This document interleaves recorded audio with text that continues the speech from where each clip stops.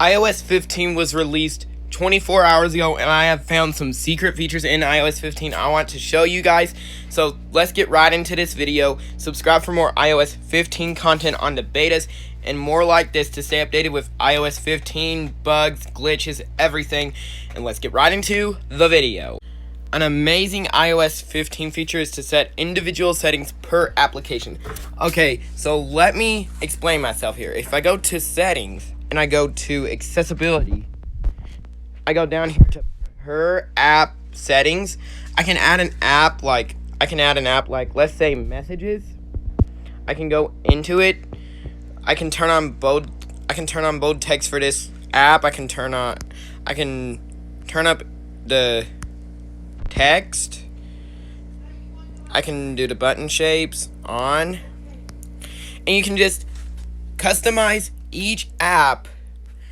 You can customize each app with individual settings. So if you want messages to have bold text, but you don't want bold text on all of your apps and your whole iPhone, then this is a good way for you to do that. And I think it's really cool that Apple put this in, but they didn't tell this in the keynote.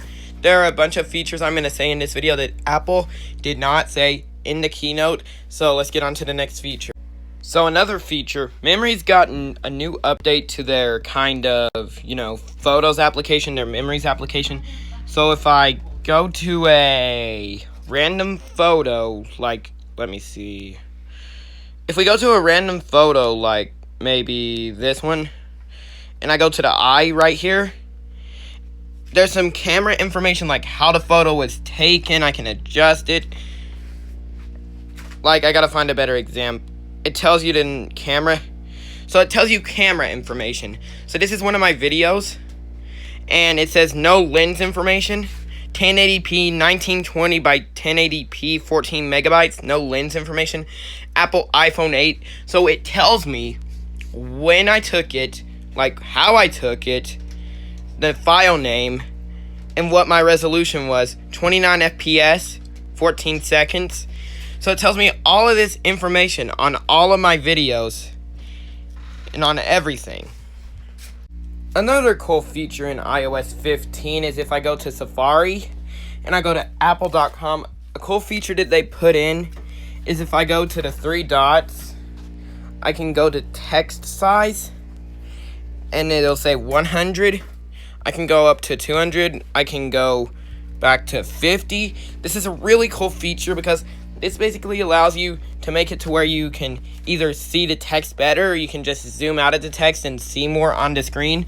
I feel like this is a cool feature because you can basically just see more of the screen. Like when you're all zoomed up in, like for example, when you're all zoomed up to 100, you can't see much of the screen. So I think so you can adjust the text size to where you can see more of the screen. Like right here, you can see this is kind of like the Windows website. If you think about it, you can see more of the stuff just in a mobile agenda or what. So I think that's really cool. Another new feature we got is if I go into settings and I go down to Safari right here. If I go down here, it'll show a lot of information. It'll show extension. So if you want, push more, it'll say no extensions installed. I already installed one, but I push for more. And then it shows all of these extensions that you can add to Safari. Like, for instance, Protect My Data, Block Bear, Clario, Security and Privacy, Roadblock, Malware Byte, Mobile Security. There are a lot of things you can get on this.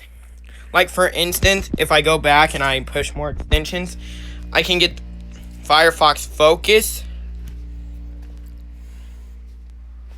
Okay, so, yeah, I can get Firefox Focus. Save. And if I go into my home screen, if I go here, okay, I can go into my home screen. And this is another extension. If I just open this, power up your data, next, you search your way, next, okay, got it. This is Firefox Focus, like if I want to go to YouTube. This is basically another web browser that protects your data. So Apple have been taking a very huge impact, or have been very serious about our security on iOS. So if I go over to Apple ID and I go over to iCloud, Private Relay. So Private Relay, it basically hides your IP address and Safari browsing activity from network providers and websites so that no one, including Apple, can see both who you are and what sites you're visiting. So basically, it hides your IP address. Hide my email is another new feature. And I can create a new email address to hide my email. I can use this on any app, and I can hide my email so that no app or Apple can actually get my email and try to hack my account. So this prevents hackers from actually getting my information.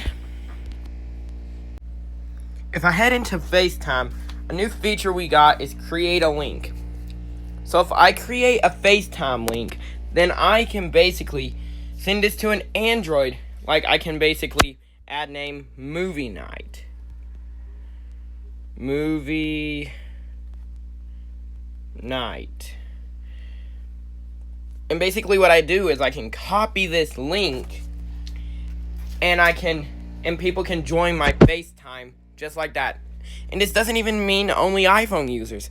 Android users can actually join from their browser into the FaceTime call and hear perfectly fine. So they haven't brought FaceTime to Android yet, but they made it to where with a FaceTime link, your friends can join your FaceTime from the web on their Android. Doesn't matter what Android they have, they can just join from their browser.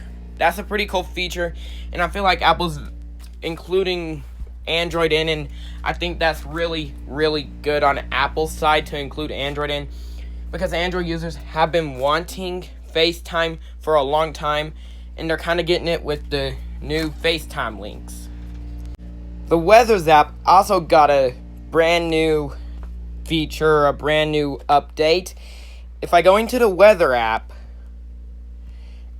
and I go to San Antonio, for instance, then I can see that they have updated the graphics of the Weather app right now, and they just show you way more features than they used to. If I push see more, then it just shows how the weather is in San Antonio. So that's another cool feature from Apple. They basically updated the San Antonio app, or the Weather app, my bad. Also, another new feature, if you go into Maps right now, and I just can go to a random place, like for example, Lubbock, Apple actually put more detail into like street signs, like where everything is when you need to stop when you're a driver. For drivers, this is really good because Apple Maps is evolving every single day, and they're making it more detailed so that drivers can actually know what they're doing, where the stop signs are, and everything that's happening in the Maps application and in real world. So they just made Maps very much better. Like if I go to San Antonio,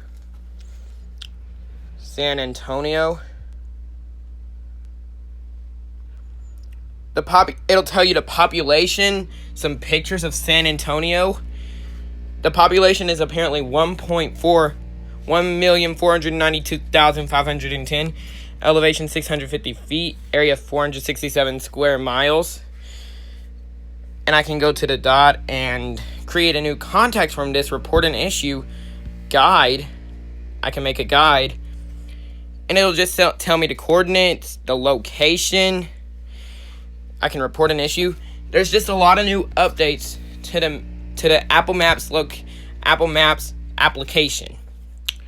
Okay guys, if you enjoyed that video and want to see more new iOS 15 bugs, glitches, updates, and more just like this, then drop a like, subscribe, and I'll see you guys in the next one. Peace out.